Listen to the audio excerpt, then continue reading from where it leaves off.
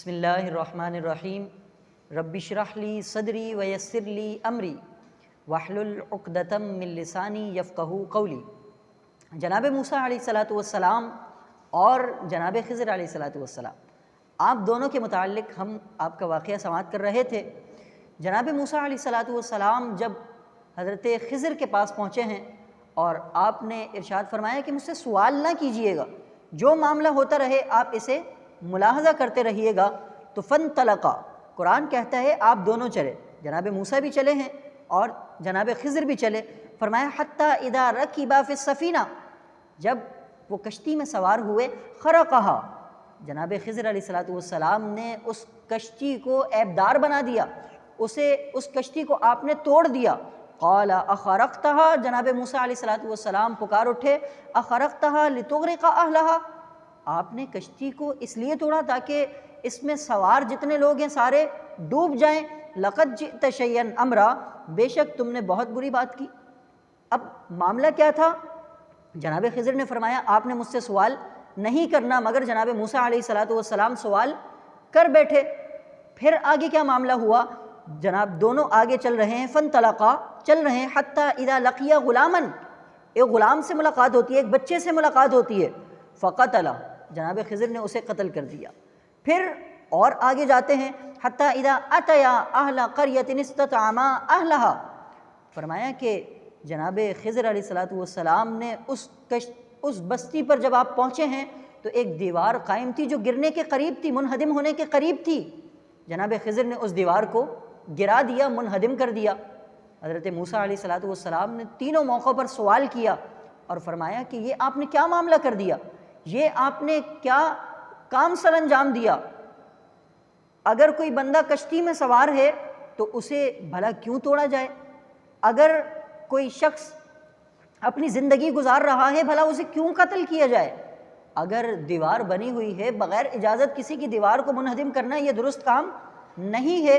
جب جناب موسیٰ علیہ الصلاۃ والسلام نے یہ تینوں سوال کیے تو اب جناب خضر علیہ الصلاۃ والسلام نے ارشاد فرمایا کہ اب ہماری جدائی ہے، میں آپ کو بتاتا ہوں کہ وہ کام میں نے کیوں کیے، وہ کام سر انجام دینے کی وجوہات کیا تھیں۔ فرمایا اما السفینہ، بہرحال جو کشتی تھی، فکانت لمساکین، فرمایا کہ وہ محتاج لوگوں کی تھی، یعملون فی البحر، سمندر میں وہ کام کیا کرتے تھے، لوگوں کو لانا لے جانا، یہ کام ان کا تھا، اسی سے ان کا گھر چلا کرتا تھا۔ مگر تھوڑی سی آگے جا کے ایک بادشاہ وہاں رہتا ہے، جو بھی صحیح سالم کشتی دیکھتا ہے اسے اپنے قبضے میں لے لیتا۔ فرمایا میں نے اسے عیبدار بنایا۔ اب آپ یہاں غور کریں کہ عیب کی نسبت جناب خضر نے اپنی طرف کی، تو صوفیہ فرماتے ہیں ہر عیب کی نسبت بندے کو اپنی جانب کرنی چاہیے، اور فرمایا کہ میں نے عیبدار اس لیے کیا تاکہ اس ظالم بادشاہ کے ظلم سے بچا جائے۔ اور بہرحال جو دوسرا معاملہ ہوا کہ میں نے اس بچے کو قتل کر دیا، فرمایا اس کی وجہ یہ تھی کہ اس کے والدین بڑے نیک صالح لوگ تھے، اس بچے نے بڑا ہو کر ایسے کام سر انجام دینے تھے کہ جو کفر کا سبب بنتے، کفر کو پھیلانے کا سبب بنتے۔ فرمایا میں نے اس لیے اسے قتل کر دیا، اور فرمایا کہ فَأَرَدْنَا أَن يُبْدِي لَهُمَا رَبُّهُمَا خَيْرًا مِّنْ، اور ہم نے یہ ارادہ کیا۔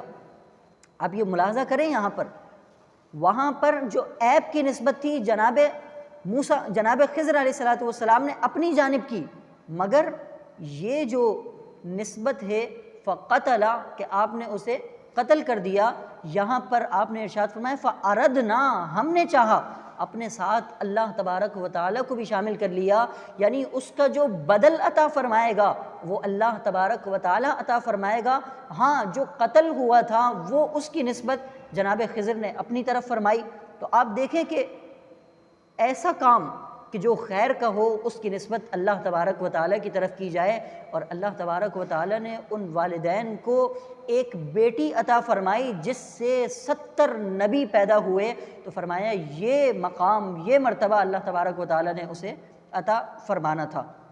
اور تیسرا وہ شخص کہ جو آپ بستی میں داخل ہوئے تھے اور آپ نے دیوار کو منہدم کر دیا، فرمایا کہ ایک شخص تھا کہ جس نے اپنے بچوں کے لیے زمین کے اندر مال اور زیورات کو رکھا ہوا تھا تاکہ میں جب انتقال کر جاؤں یہ بڑے ہو کر اسے اپنے لیے استعمال کر سکیں۔ فرمایا کہ یہ دیوار منہدم ہونے والی تھی، دیوار گرنے والی تھی۔ کہا کہ پھر میں نے اسے عیبدار بنا کر اسے گرا کر دوبارہ سے اسے تعمیر کر دیا۔ تو فرمایا کہ یہ وہ معاملہ تھا کہ جو میں نے کیا تھا تاکہ وہ بچہ بڑا ہو کر اس سامان کو حاصل کر لے۔